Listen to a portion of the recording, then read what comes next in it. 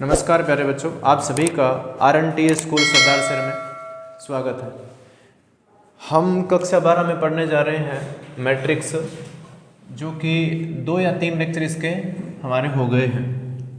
अब बात करेंगे हम 3.2 एक्सरसाइज में क्वेश्चन नंबर 5 की। इसमें आप लोगों को 2 मैट्रिक्स दे रखी है और फिर एक एक्सप्रेशन दे रखा है और वो हल करना है। तो 3.2 एक्सरसाइज में क्वेश्चन नंबर 5 में ए देखिए, ए आपको एक मैट्रिक्स दे रखी है। इसमें लिखा हुआ है 2/3, यहाँ 1 है, फिर 5/3 है। इसी प्रकार दूसरी जो रो है उसमें 1/3, 2/3 और 4/3 है, और 7/3, 2 और 2/3 है। ये ए है हमारे पास। दूसरी जो मैट्रिक्स है बी, वो देखो। बी मैट्रिक्स में लिखा हुआ है 2/5, 3/5 और 1, फिर है 1/5, 2/5 और 4/5, और जो लास्ट रो है उसमें 7/5, 6/5 और 2/5। इस प्रकार से आपको 2 मैट्रिक्स दी हुई है और फिर आपसे ये बोला गया है कि 3a और -5b ज्ञात करो। 3a और -5b। ध्यान देना थोड़ा सा, इसने बोला है 3a में से 5b को घटाओ, ये हमें करना है।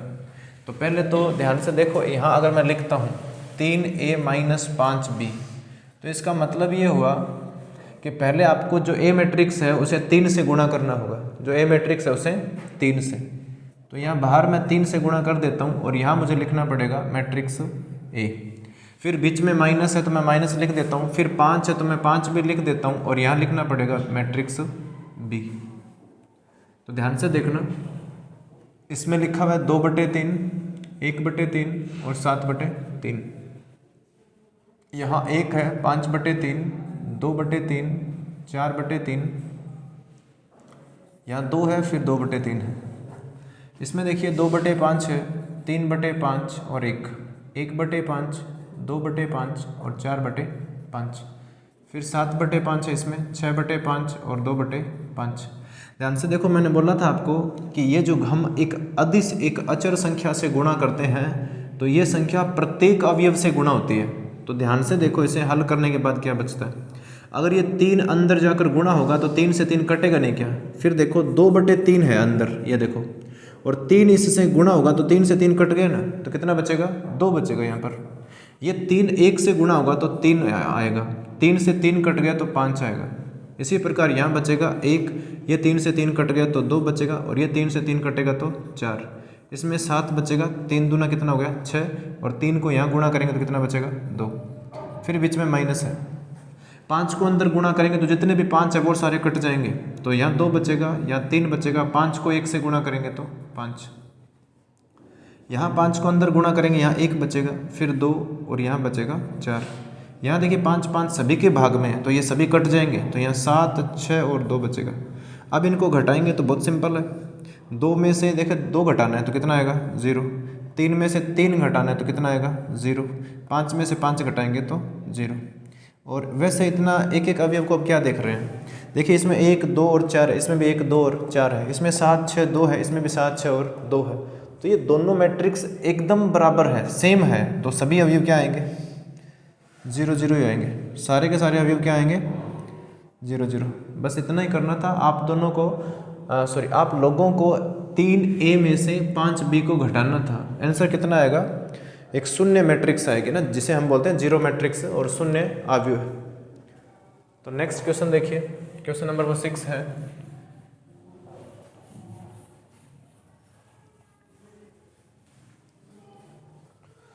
सिंपल एक्सरसाइज है ये, और सबसे पहले तभी इसी को शुरू किया है, धीरे धीरे लेवल बढ़ता जाएगा।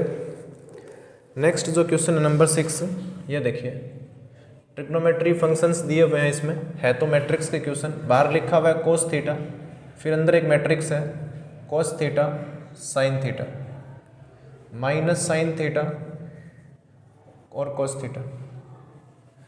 बीच में यहाँ प्लस लिखा हुआ है sine theta into sine theta minus cos theta और कोस थीटा और यहाँ लिखा हुआ है साइन थीटा।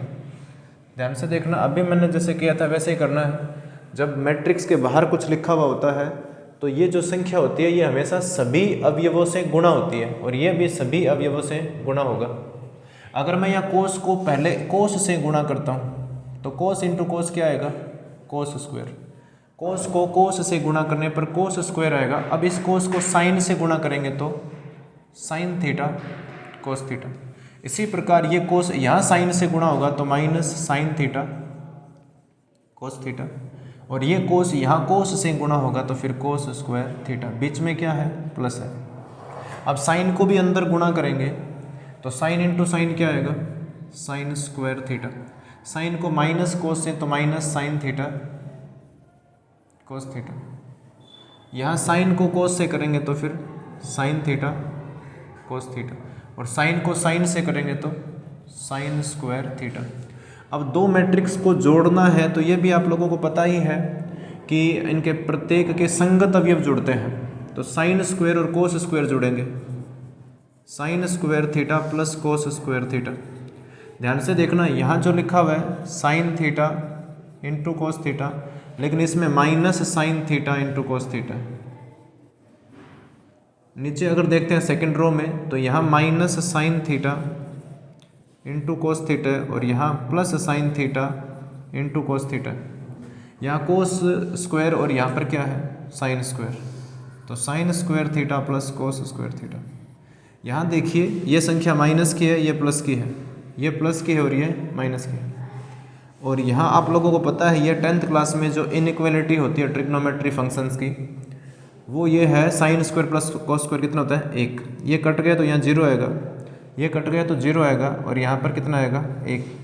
तो ये फाइनली आंसर है, जिसे हम आई से भी लिखते हैं, आइडेंटिटी मैट्रिक्स, जिसे हम हिंदी में बोलते हैं इकाई अवयव। क्वेश्चन नंबर 7 देखिए, सिंपल है ये। मैं फिर बता रहा हूँ, मैथ्स में कुछ भी पढ़ना हो तो आप लोगों को कॉन्सेप्ट आना चाहिए। उसके अंदर कैलकुलेशन डिफ़िकल्ट हो सकती है, लेकिन क्वेश्चन आपसे हो जाएगा ये, अगर आपको कैलकुलेशन आती है। क्वेश्चन नंबर 7 देखिए क्या लिखा हुआ है। 7 में 2 पार्ट है, तो फर्स्ट पार्ट देखिए इसमें क्या लिखा हुआ है। लिख रखा है x प्लस वाई और बराबर एक मैट्रिक्स दे रखी है, वो है 7 0 और 2 5। फिर एक और दे रखी है x माइनस वाई, और एक इसके सामने लिखा हुआ है एक मैट्रिक्स 3 0 और 0 3। अब आप लोगों ने 10th और 9th क्लास में 2 चर वाले रैखिक समीकरण पढ़े हैं। वो कौन से टाइप के थे मैं एक बार बता देता हूँ आपको। इस प्रकार के समीकरण आपने पढ़े हैं, बराबर 5 और x माइनस वाई बराबर 4। इस प्रकार के आप लोगों ने समीकरण पढ़ रखे हैं। उसमें होता क्या है, अगर आपसे ये बोलना जाए कि यहाँ से x और y का मान ज्ञात करो, तो आप इन समीकरणों को या तो घटाते हो या फिर जोड़ते हो। तो यहाँ से y और y कट जाएगा तो बचेगा क्या, 2x बराबर कितना आएगा, 9। तो यहाँ से x बराबर कितना आएगा, 9/2। ठीक है, लेकिन इसी प्रकार इसमें करना है, हमें x और y निकालना है। तो ये मान लो 2 समीकरण है हमारे पास, 2 क्या है, समीकरण है। इन दोनों को हम जोड़ेंगे या फिर घटाएंगे। तो ध्यान से देखना, अगर मैं ये बोल दूं, या फिर एक काम करते हैं, ठीक है, यहाँ से एक काम करते हैं, इसमें से निकालो चाहे इसमें से, है ना। तो ध्यान से देखो, बीच में बराबर है, इसका मतलब ये समीकरण तो है, तो समीकरण ही मान लेते हैं। ये मान लीजिए समीकरण 1 और ये समीकरण 2 है। अब समीकरण 1 में से समीकरण 2 को घटाओ या जोड़ो, चलो जोड़ देते हैं। तो यहाँ मैं लिखता हूँ x प्लस वाई, ये x प्लस वाई लिखा है। अब आप लोगों को ये पता होना चाहिए, जब समीकरणों को जोड़ते हैं तो उस वक्त LHS अलग जोड़ते हैं और RHS अलग। तो अगर मैं x प्लस वाई लिखूँगा तो इसके साथ कौन जुड़ेगा, अब प्लस x माइनस वाई जुड़ेगा। और ये दोनों मैट्रिक्स देखिए RHS में लिखी हुई है, तो ये दोनों अलग जुड़ जाएंगे, 7 0 2 5, और यहाँ से आएगा प्लस 3 0 0 3। ठीक है, ध्यान से देखना, यहाँ y से y कट गया तो x और x कितना हो गया, 2x। यहाँ ध्यान से देखो, 7 में 3 जोड़ने पर 10 आता है, 0 में 0 जोड़ेंगे तो 0, 2 और 0 2 होता है, 5 और 3 कितना होता है, 8। हमें x निकालना है तो यहाँ ध्यान से देख लेना, ये 2 गुणा में तो कहाँ गया, भाग में। 2 गुणा में था, भाग में आ गया। 10 0 2 और 8। अब ये 1/2 को अंदर भेजेंगे, इसका मतलब ये 2 भाग में है तो ये प्रत्येक संख्या में भाग करेगा। तो यहाँ ध्यान से देख लेना, 2 का भाग 10 में करने पर 5 आता है, 2 का भाग 2 में करने पर 1 आएगा, यहाँ 0 आएगा और यहाँ पर कितना आएगा 4। आपसे यही पूछा था x कितना है, लेकिन ये भी पूछा है कि y कितना है। तो ये ध्यान से देखो, अगर ये मैं बोलूँ कि x का मान समीकरण 2 में या 1 में, किसी में भी रख दो, चलो 1 में ही रखते हैं। 1 में रखने पर और 1 में रखेंगे तो यहाँ ध्यान से देखो, x का मान रखना ना हमें। x हमारे पास है 5014, 5014। ये मैंने क्या लिखा है, x लिखा है। किसकी जगह लिखा है, x की जगह लिखा है। प्लस क्या है, y, तो प्लस y लिख देता हूँ। बराबर क्या आएगा, तो बराबर लिखा हुआ है 7 0 और 2 5। हमें तो y से मतलब है ना, तो फिर 7 0 2 5 को तो मैंने एज इट इज़ लिखा है। और ये जो संख्या, ये जो मैट्रिक्स है, यहाँ से उस तरफ जाएगी तो ये माइनस की हो गई। 5 0 और 1 4। अब यहाँ y को निकालने के लिए इन 2 मैट्रिक्स को घटाना पड़ेगा। 7 में से 5 निकालेंगे तो 2, 0 - 0 0 होता है। 2 में से 1 घटेगा तो 1 आएगा और 5 में से 4 घटेगा तो 1। ये आ गया y। तो बस यही पूछा था आपसे, y और x के मान निकालने। इसी प्रकार इसमें एक क्वेश्चन और दे रखा है, वो भी मैं करवाऊंगा क्योंकि उसमें थोड़ा सा अलग है, वो भी मैं बताऊंगा। ऐसे जो कॉन्सेप्ट है हमने 9th और 10th क्लास में पढ़ रखे हैं, है ना। अगर मान लीजिए इसमें तो क्या है कि जो चर थे ना x और y, वो सेम ही थे। कैसे कि पहली समीकरण में x अकेला ही था और दूसरी समीकरण में भी x एक ही है। पर इस प्रकार के आपने क्वेश्चन नहीं पढ़े क्या 9th और 10th क्लास में, कि 3x + 4y = 12 है और दूसरी समीकरण में 2x - y और बराबर मेरे पास 10 है। तो इसमें बताइए, केवल घटाने और जोड़ने से क्या ये समीकरण आपको आंसर दे देगी क्या? नहीं देगी। केवल जोड़ने और घटाने से ये नहीं होगा। तो ध्यान से समझना, इन दोनों को सेम बनाना पड़ेगा या फिर इन दोनों को सेम बनाना पड़ेगा। तो इन दोनों को सेम बनाने के लिए यहाँ 2 से गुणा करना पड़ेगा और यहाँ 3 से, तो 3 दूना 6 और ये भी 3 दूना 6। इस प्रकार का एक क्वेश्चन है। लास्ट क्वेश्चन में हमने जब किया है तो उसमें कुछ भी गुणा नहीं किया है, क्योंकि उसमें x और जो y है उनके गुणांक कितने हैं, 1 1 है। लेकिन अब गुणांक 1 1 नहीं है। तो 2x + 3y बराबर एक मैट्रिक्स है 2 3 4 0। और एक समीकरण और दे रखी है 3x + 2y और बराबर दे रखा है 2 - 2 -1 और 5।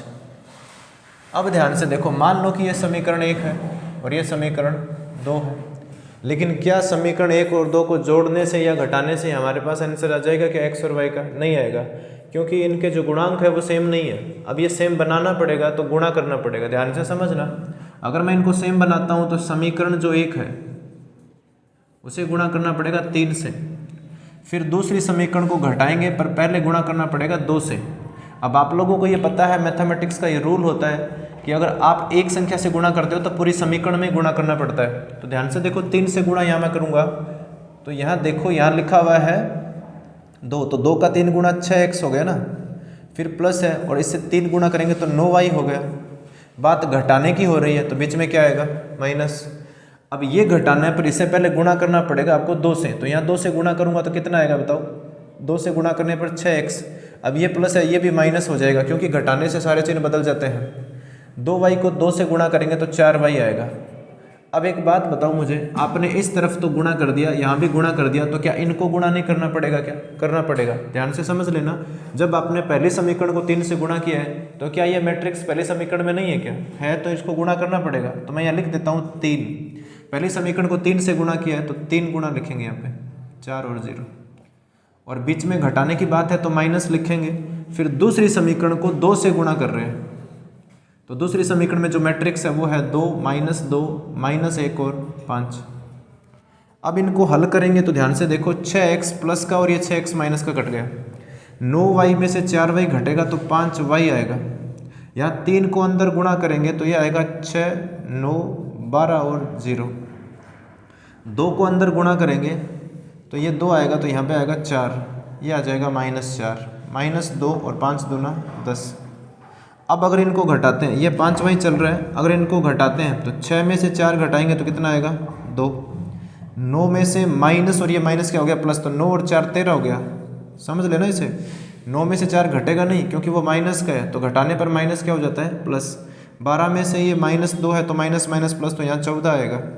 और यहाँ 0 में से 10 घटाएंगे तो माइनस का 10 आएगा।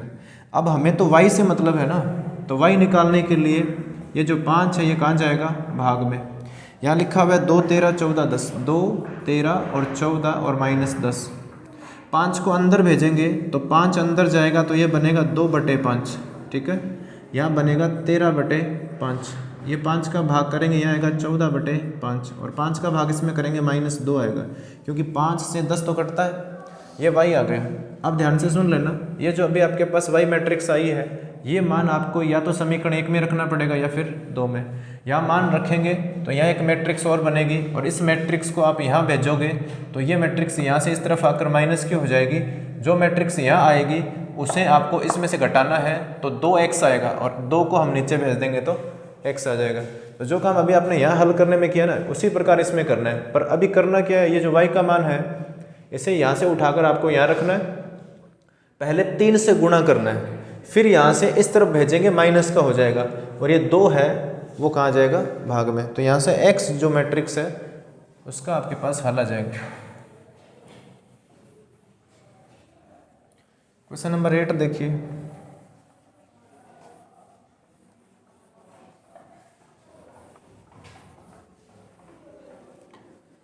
क्वेश्चन नंबर 8 में देखिए क्या लिखा हुआ है। क्वेश्चन नंबर 8 दे रखा है x और y ज्ञात कीजिए। अगर y आपको दिया हुआ है 3 2 और 1 4, ये y है। इसी प्रकार आगे लिखा हुआ है 2x + y और बराबर दिया हुआ है 1 0 और -3 और 2। ध्यान से देख लेना, y दे रखा है और आपसे पूछा गया है x, ठीक है। x तथा y ज्ञात कीजिए, तो y तो ज्ञात ही है, यही है y तो, लेकिन x ज्ञात करना आपको, ठीक है। ये मान लो इसमें करना क्या है, x ज्ञात करना है। तो मुझे ये बताओ y का मान यहाँ रखो, तो मेरे पास है क्या 2x है, प्लस है तो मैं प्लस लिखूंगा, लेकिन y है तो y का मान है ना हमारे पास, तो यहाँ लिखेंगे 3 2 1 और 4 और सामने देखिए मैट्रिक्स है वो है 1 0 -3 और 2। 2x को यहाँ रख देंगे, ये जो मैट्रिक्स है इसको यहाँ भेज दो, तो यहाँ पर है 1 0 -3 और 2 और ये मैट्रिक्स प्लस की है तो इस तरफ आकर माइनस की हो गई, 3 2 1 और 4। यहाँ से 2x को रहने दो सेम, 1 में से 3 घटाने पर -2 बचता है, 0 में से 2 घटाने पर -2, -3 में से 1 घटाने पर आएगा -4 और 2 में से 4 घटाने पर आएगा -2। हमें x निकालना है, तो ये जो 2 है ना ये कहाँ आ गया भाग में, -2 -4 -2 -2 और 2 को अंदर भेजेंगे तो यहाँ से आपके पास आंसर आएगा, 2 का भाग सभी में जाता है तो -1 -1 -1 और -2। क्यों? क्योंकि जितने भी 2 लिखे हुए हैं उनमें 2 का भाग करने पर 1 बन जाएगा और 4 में 2 का भाग करने पर 2 बन जाएगा, ठीक है, सिंपल है। तो x ही पूछा था, आ गया। क्वेश्चन नंबर 9 देखिए।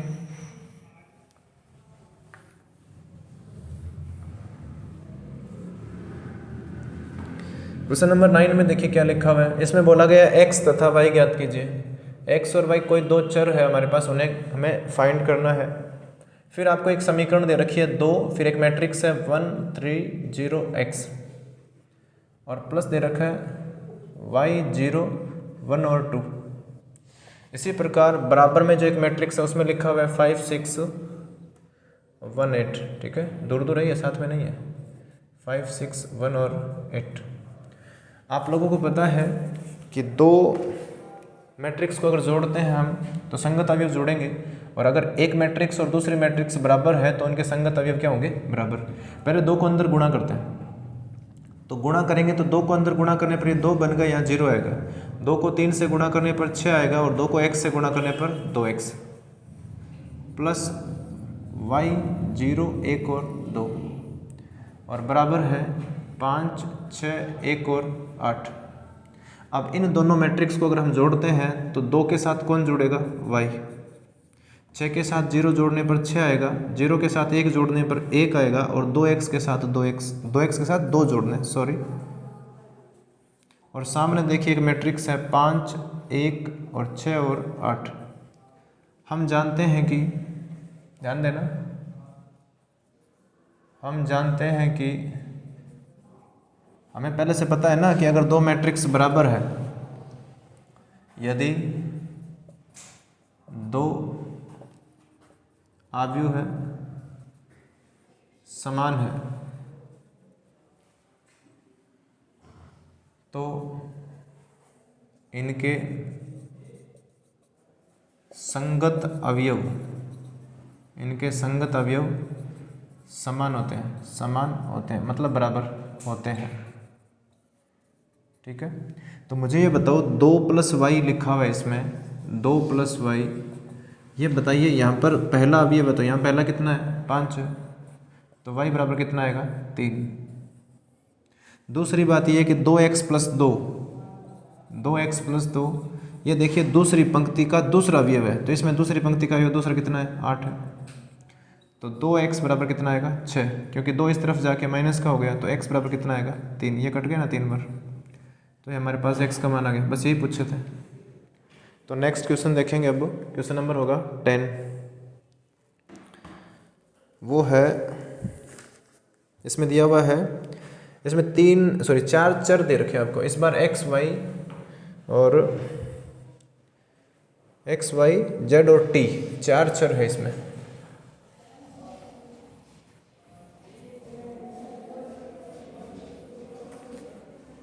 ध्यान से देखना, एक क्वेश्चन नंबर 10 है ये, और इसमें लिखा हुआ है 2 को गुणा करना, एक मैट्रिक्स है, उसमें x z और y t ये सब लिखे हुए हैं, फिर +3 लिखा हुआ है, 1 -1 0 और 2, और फिर बराबर 3 5 और 4 और 6। इस प्रकार आपको एक इक्वेशन दे रखी है, समीकरण दे रखी है। तो पहले इनको ना गुणा करते हैं, अंदर 2 को अंदर गुणा करेंगे तो ये 2x 2z 2y और 2t हो गया। फिर +3 को भी अंदर गुणा करेंगे तो 3 -3 0 और 3 दूना 6 है। इस 3 को भी अंदर गुणा करेंगे तो ये कितना आएगा, 3 को 3 से 9 आएगा, यहाँ पर 12, यहाँ 15 और यहाँ आएगा 18। अब इनको जोड़ते हैं हम, तो यहाँ जोड़ेंगे तो ये ध्यान से देखो 2x + 3, ये मैंने सिखाया हुआ है कि जब जोड़ते हैं तो संगत अवयव जोड़ते हैं, और लास्ट क्वेश्चन में अभी ये बात की है। अगर 2z है यहाँ पर तो जो z में से 3 घटाना पड़ेगा, 2y है और +0 तो उससे कोई फ़र्क नहीं पड़ेगा, और यहाँ पर है 2t और +6 बराबर लिखा हुआ है 9 15 12 और 18। अब मैं थ्योरी नहीं लिखूंगा, संगत अवयव बराबर होंगे दो समान मैट्रिक्स के, तो 2x + 3 है, 2x + 3 है, ये बराबर होगा 9 के। तो यहाँ से 2x + 3, तो 3 वहाँ जाएगा तो माइनस का, तो कितना बचेगा 6, 2 से 6 कटता है 3 बार, तो x का वैल्यू कितना आएगा 3। इसी प्रकार अगर मैं बात करूँ 2z -3 बराबर 15, क्योंकि ये दूसरा अवयव है पहली पंक्ति का, तो यहाँ पहली पंक्ति का दूसरा अवयव कौन है 15। 2z बराबर कितना हो गया 18, तो 2 से ये 18 कितनी बार कटेगा 9 बार, तो z का मान कितना आ गया 9। फिर अगर बात करें 2y की, तो 2y यहाँ कितना आएगा 12, क्योंकि ये पहला अवयव है दूसरी पंक्ति का, तो वो कितना है इसमें 12, 2 से कटेगा 6 बार, तो y बराबर कितना आ गया 6। और जो फाइनल है वो है 2t + 6, 2t + 6, और इसका जो मान है हमारे पास 18 है। तो 2t, ये 6 दूसरी तरफ जाएगा तो माइनस का हो गया, तो कितना बचेगा 12, तो 2 से ये कटेगा 6 बार, तो t का मान भी कितना आ गया 6। बस ये 4 चर पूछे थे आपसे, x y z और t। ठीक है, तो मैं फिर बता रहा हूँ आपको, कोई भी क्वेश्चन किसी भी प्रश्नावली का, किसी भी एक्सरसाइज का करने के लिए आपको कॉन्सेप्ट आना चाहिए, है ना, उस प्रश्नावली की जो बेसिक थ्योरी है वो आनी चाहिए। जो बड़े बड़े इंस्टीट्यूट है ना बाहर, जैसे कोटा सीकर यहाँ तैयारी करवाते हैं, तो वो लोग ज़्यादा अच्छे तरीके से कॉन्सेप्ट पढ़ाते हैं और फिर बच्चों को बहुत ज़्यादा क्वेश्चन देते हैं प्रैक्टिस करने के लिए। बस यही तरीका है सक्सेस होने का। क्वेश्चन नंबर 11 देखिए, इसमें लिखा हुआ है x इंटू एक मैट्रिक्स है 2 और 3, फिर प्लस y इंटू फिर एक मैट्रिक्स है -1 और 1, और बराबर लिखा हुआ है एक मैट्रिक्स में 10 और 5। तो पहले x और y को अंदर गुणा करना होगा, तो ये बन जाएगा 2x और 3x, अंदर गुणा कर दिया। यहाँ y को अंदर गुणा करेंगे तो ये बनेगा -y और y, और इसमें तो है ही नहीं कुछ, सेम ही लिखना। अगर मैं इन दोनों को जोड़ता हूँ तो 2x में से y घटेगा क्योंकि माइनस का है, सॉरी, और यहाँ 3x और ये y प्लस का है, और बराबर हमारे पास है 10 और 5। ध्यान से देखना, वही बात है, दो मैट्रिक्स बराबर कब होती है? जब इनके संगत अवयव बराबर होते हैं। तो मैं लिखूंगा 2x माइनस वाई बराबर 10, समीकरण नंबर 1, और ये है 3x प्लस वाई बराबर 5, और ये समीकरण नंबर 2। देखिए y और y सेम ही तो है, इनके साइन अलग है, तो इन समीकरणों को हम जोड़ेंगे। तो मैं लिखूंगा समीकरण 1 प्लस 2, पहले समीकरण में लिखा हुआ है 2x माइनस वाई बराबर 10, दूसरी समीकरण में लिखा हुआ है 3x प्लस वाई बराबर 5। जोड़ते हैं तो चिन्ह नहीं बदलते हैं, तो y से y कट गया, ये कितना हो गया 5x, और यहाँ कितना आएगा 15। तो 5 से 15 कितनी बार कटता है? 3 बार। x इक्वल कितना आया 3। x का मान, ये जो मैं अभी काम कर रहा हूँ नीचे, ये कौन सी क्लास का है? 9th क्लास का। x का मान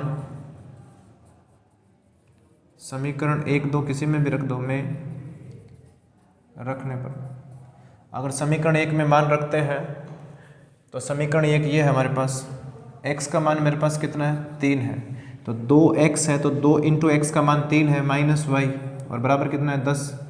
मुझे मान निकालना है, ये कितना हो गया 3 दूना 6, 10 को इस तरफ भेजेंगे तो 10 माइनस का हो गया, और y को यहाँ भेजेंगे तो y प्लस का हो गया, तो y बराबर कितना आएगा -4। ठीक है, बहुत ज़्यादा सिंपल क्वेश्चन है ये।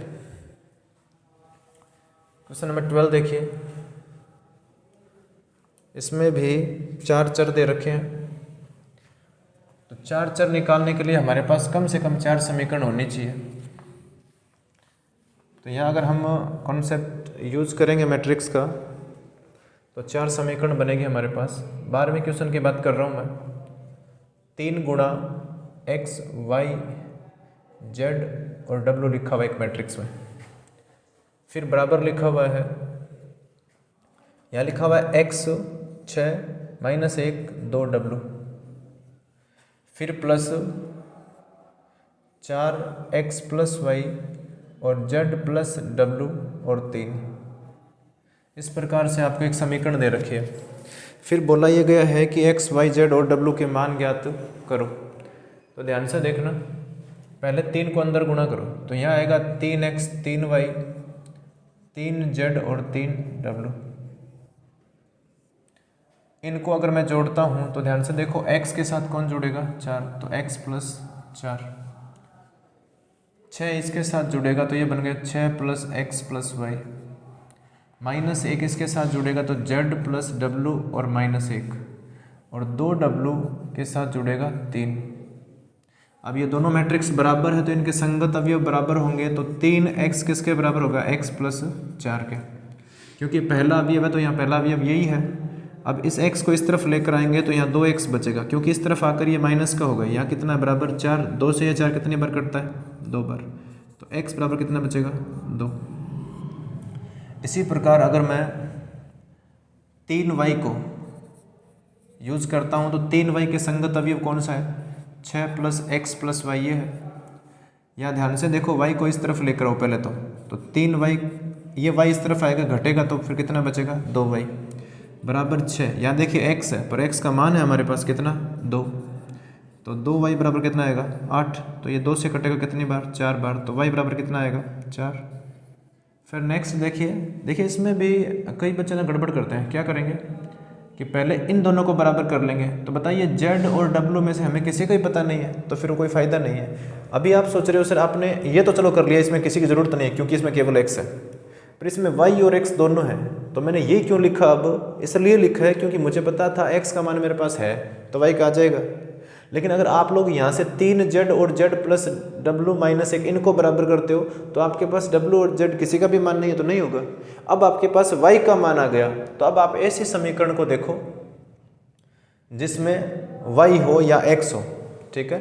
या एक काम करते हैं, अगर ये नहीं है, जैसे ये नहीं है, देखिए x और y है ना, नीचे वाले में नहीं है, नीचे केवल z और w है, तो इन दोनों से तो w नहीं निकलेगा, नहीं z निकलेगा। लेकिन इन दोनों को देखो, मेरे कहने का मतलब ये हुआ कि 3w है ना, ये बराबर होना चाहिए इसके 2w प्लस 3 के, क्योंकि यहाँ देखिए दूसरी पंक्ति का ये दूसरा अवयव है, तो इसमें दूसरी पंक्ति का दूसरा अवयव ये है। 2w को अगर इस तरफ लाते हैं तो यहाँ क्या बचेगा, केवल w बराबर कितना है 3। और अगर अब इनको यूज करेंगे 3z और इसको, तो 3z बराबर क्या आएगा, 3z इसमें है और इसमें क्या है z प्लस w माइनस 1। तो w का मान मेरे पास कितना है, z को इस तरफ लेके आओ, कितना बचेगा 2z, और w का मान कितना है 3 माइनस 1, तो 2z बराबर कितना आएगा 2, 2 से 2 कट गए एक बार, तो z का मान कितना आ गया 1, ठीक है। तो ये था क्वेश्चन नंबर 12, और इसमें हमारे से ये पूछा गया था, चर थे हमारे पास x, y और z और w, और इन चारों के मान हमारे पास आ गए हैं। नेक्स्ट क्वेश्चन देखिए, क्वेश्चन नंबर 13 है।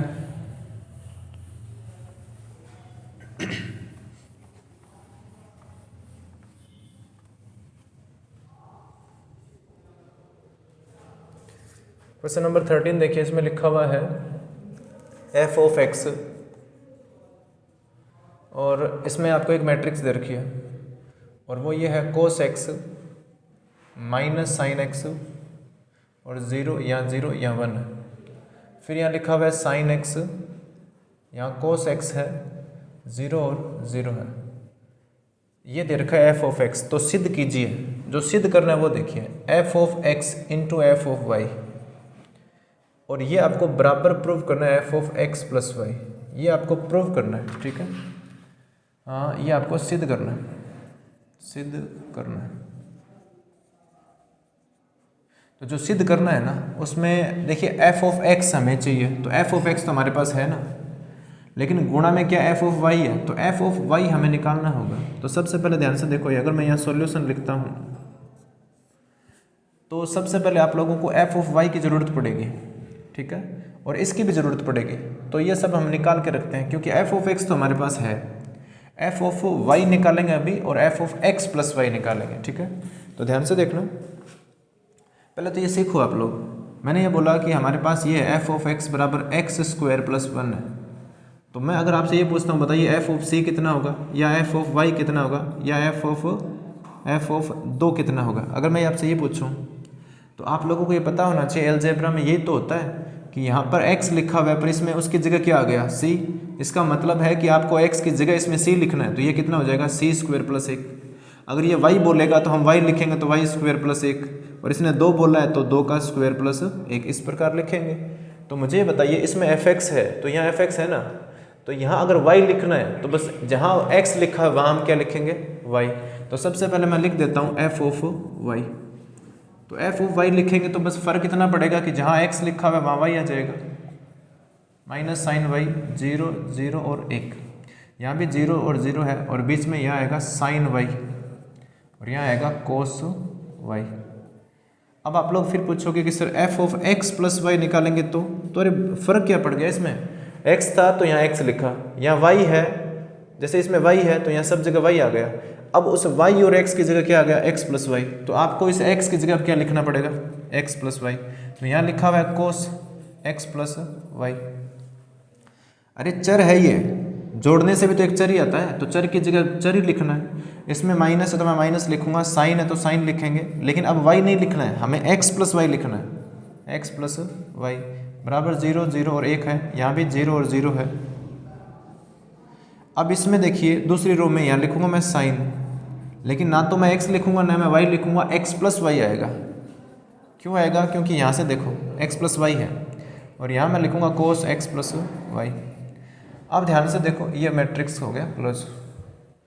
अब ध्यान से देखना, इसने ये बोला है कि आपके पास जो f ऑफ x और f ऑफ y है ना, इनको गुणा करो, इनको आप मल्टीप्लाई करो। तो मैं लिखूँगा LHS लेने पर, LHS लेने पर। अब LHS हम लेंगे तो LHS है क्या, f of x into F of y है। इस क्वेश्चन में ध्यान से देखो, ये LHS है, ये RHS है। तो मैं फिर बता रहा हूँ, इसे हम हल करेंगे और ये आंसर आएगा अपने आप। तो ये नहीं आएगा, इसका मान आएगा। ध्यान से सुन लेना, f of x plus y नहीं आएगा, इसका ये मान आएगा, ये आएगा जो यहाँ बोर्ड पे लिखा हुआ है। ठीक है, ध्यान से देखो, f ऑफ x का अगर मैं यहाँ मान लिखता हूँ तो वो कितना है हमारे पास, ये है cos x minus sine x 0 0 1। यहाँ 0 है, यहाँ 0 है, इसमें साइन x है तो मैं यहाँ साइन x लिखूँगा, और इसमें cos x है तो यहाँ cos x लिखेंगे। इसके गुणा में क्या लिखेंगे, तो f ऑफ y लिखना है। तो f ऑफ y में बस फ़र्क इतना है कि x की जगह y है, माइनस साइन y 0 0 और 1 है, 0 0 इसमें है, और यहाँ साइन y और यहाँ cos y। आप ध्यान से देख लेना, आप लोगों को मैंने ये सिखा दिया है कि कैसे हम दो मैट्रिक्स का मल्टीप्लिकेशन करते हैं, गुणा कैसे करते हैं। तो पहली जो मैट्रिक्स होती है उसमें हम पंक्ति को सिलेक्ट करते हैं और फिर इस पंक्ति को प्रत्येक स्तंभ से गुणा करते हैं। तो ध्यान से देखना इस चीज़ को। यहाँ देखिए कोस है तो इसमें कोस y है, कोस x कोस y, कोस x इंटू कोस y। ये माइनस साइन है, x है, लेकिन ये साइन y के साथ आएगा, तो minus sine x sine y। और ये 0 को 0 से गुणा करेंगे तो 0 आएगा, वो मैं नहीं लिखूंगा। अब पहली पंक्ति को दूसरे स्तंभ से गुणा करना है। इसमें देखिए कोस x है और इसमें माइनस साइन y है, तो यहाँ आएगा माइनस साइन y कोस x। फिर ये माइनस साइन x है और इसमें कोस y है, तो माइनस साइन x कोस y। फिर ये 0 और ये 0 गुणा होगा तो 0 आएगा, वो नहीं लिखेंगे। मैं फिर बता रहा हूँ, ध्यान से समझ लेना। इस पहली मैट्रिक्स में हम केवल और केवल एक पंक्ति को सिलेक्ट करते हैं। अब बचेगा तो जो दूसरी मैट्रिक्स है, इसमें पहले एक स्तंभ से गुणा करते हैं, फिर इस पंक्ति का दूसरे स्तंभ से गुणा करते हैं, तो वो मैंने कर दिया है। अब एक चीज़ और बच गई, इस पंक्ति को और इस स्तंभ तीसरे स्तंभ को गुणा करना है। तो ध्यान से देखो, कोस का गुणा पहले इस 0 से तो 0 हो गया, साइन का गुणा इस 0 से तो 0, और इस 0 का 1 से गुणा करेंगे तो 0, तो सब कुछ 0 हो रहा है, तो यहाँ 0 आएगा। ध्यान से देखते जाओ। अगर मैं फिर, अब देखिए पहली पंक्ति तो सबके साथ गुणा हो गई, अब दूसरी पंक्ति का गुणा करेंगे तो साइन का गुणा यहाँ करेंगे, तो ये आएगा साइन x कोस y। फिर कोस का गुणा इस साइन y से करेंगे तो cos x plus cos x sine y। ठीक है, और इस 0 का गुणा इस 0 से करेंगे तो 0 हो गया, वो नहीं लिखेंगे। साइन x और sine y minus sine x sine y। ध्यान से देख लेना, दूसरी पंक्ति को अब दूसरे स्तंभ से गुणा कर रहा हूं मैं, तो यहाँ आएगा कोस x कोस y प्लस कोस x कोस y। फिर साइन का गुणा यहाँ 0 से, इस कोस का गुणा यहाँ 0 से, और इस 0 का गुणा यहाँ 1 से, तो कितना आएगा 0। ध्यान से देखो, अब तीसरी पंक्ति को मैं सिलेक्ट करता हूँ, तो 0 का गुणा मैं यहाँ करूँगा, 0 आएगा, 0 को यहाँ साइन से 0 आएगा, 1 का गुणा 0 से 0, तो सब कुछ 0 आएगा। फिर इस 0 का गुणा यहाँ दूसरे स्तंभ में, यहाँ 0 का गुणा यहाँ कोस से, और इस 1 का गुणा यहाँ 0 से, सब कुछ 0 है तो यहाँ 0 आएगा। फिर 0 का गुणा 0 से, इस 0 का गुणा इस 0 से, और इस 1 का गुणा 1 से, तो कितना आएगा 1 आएगा। अब ध्यान से देखना, आप लोगों को एक फॉर्मूला पता होना चाहिए। वो फॉर्मूला है क्या, एक तो आपको cos a minus B, sorry a plus B, और एक साइन a प्लस बी, ये आपको फॉर्मूले आने चाहिए। तो आपको पहले से पता, 11th क्लास में ये आप लोगों ने पढ़े हैं ट्रिग्नोमेट्री में, जो चैप्टर आपके 11th मैथमेटिक्स में है। साइन a प्लस बी का फॉर्मूला होता है साइन a कोस b और plus cos a sine b। ये तो है साइन a प्लस बी का, लेकिन कोस a प्लस बी का फॉर्मूला होता है कोस a कोस b। अब यहाँ प्लस है तो इसमें माइनस आएगा, साइन a साइन b। अब ध्यान से देखना, ये जो फॉर्मूला है वो इसमें है। मुझे बताना, अगर x को मैं a बोलूँगा और y को मैं क्या बोलूँगा b, तो ये cos a cos b minus sine a sine b, इसका मतलब ये फॉर्मूला ये है। तो मुझे बताओ, अगर ये फॉर्मूला यहाँ अप्लाई हो रहा है तो a की जगह x लिखना है और b की जगह y। तो इसका मतलब ये हुआ, मैं नीचे लिख देता हूँ यहाँ पर, ऊपर यहाँ जो लिखा हुआ ना, इसका मतलब ये है कोस a प्लस बी, इसका मतलब x प्लस वाई। अब ध्यान से देखो, इसमें से पहले माइनस कॉमन लेना होगा आपको। यहाँ माइनस है, यहाँ भी माइनस है, तो यहाँ से मैं माइनस कॉमन ले लिया मैंने, तो जो माइनस कॉमन ले लिया वो मैंने लिख दिया यहाँ पे। अब मुझे बताओ यहाँ माइनस बचेगा क्या? माइनस नहीं बचेगा। अब ध्यान से देखना, ये है साइन ए कोस बी, और अगर माइनस नहीं बोलूँगा क्योंकि माइनस कॉमन ले लिया, तो अब यहाँ क्या आएगा? प्लस। ये हो गया साइन ए कोस बी और प्लस कोस ए और साइन बी। तो ये जो फॉर्मूला है ना यहाँ पर, ये फॉर्मूला नीचे वाला है। और एक बात मैं फिर बता देता हूँ, जब कोस कोस साथ होता है और साइन साइन साथ होता है ना, तो ये फॉर्मूला होता है कोस ए माइनस बी या फिर ए प्लस बी का। और अगर ये दोनों अलग अलग होते हैं, साइन ए है पर कोस ए नहीं है, या दोनों अलग अलग है, यहाँ साइन है तो यहाँ कोस है, या इसमें साइन है तो यहाँ कोस है, पर इसमें देखो दोनों साइन साइन है और इसमें दोनों कोस कोस है। जब अलग होते हैं ना, अलग अलग, एक साइन एक कोस, तो इसका मतलब फॉर्मूला साइन ए प्लस बी का या फिर साइन ए माइनस बी का होगा। तो यहाँ अगर मैंने माइनस कॉमन ले लिया तो वो फॉर्मूला बन गया साइन ए प्लस बी का। तो यहाँ मैं लिखूंगा अब साइन, और ए का मतलब एक्स है और बी का मतलब वाई है, और वो जीरो था, जीरो लिखना ही है, यहाँ भी जीरो लिखना है, यहाँ 1 लिखना है। अब ये जो फॉर्मूला देखिए, साइन ए कोस बी और प्लस कोस ए साइन बी, तो देखिए एक साइन और एक कोस है और बीच में प्लस है, इसका मतलब ये साइन ए प्लस बी का फॉर्मूला है। अगर बात करूँ इसकी मैं, तो इसे आपको पहले इनको पढ़ना है। ध्यान से देखो, कोस ए कोस बी और माइनस साइन ए साइन बी। मैं फिर बता रहा हूँ आप लोगों को पहले इन दोनों को बोलना है। तो कोस ए कोस बी और माइनस साइन ए साइन बी, तो ये फॉर्मूला हो गया कोस ए प्लस बी का, कोस ए प्लस बी का। अब बताइए ए का मान कितना है? एक्स, और बी का मान कितना है? वाई। यहाँ जीरो है, यहाँ भी जीरो है। तो अब मुझे ये बताओ, ठीक है, अब ध्यान से देखना, ये जो अपने पास मैट्रिक्स आई है ये क्या है? यहाँ देखो, इन दोनों को देखो, इसमें देखो कोस एक्स प्लस वाई है, इसमें भी कोस एक्स प्लस वाई है, इसमें minus sine x plus y है, minus sine x plus y है, आगे जीरो है। साइन एक्स प्लस वाई इसमें भी है, कोस एक्स प्लस वाई इसमें भी है, 0 1 0 0 सब कुछ सेम है। इसका मतलब ये है क्या? ये है F of X plus Y.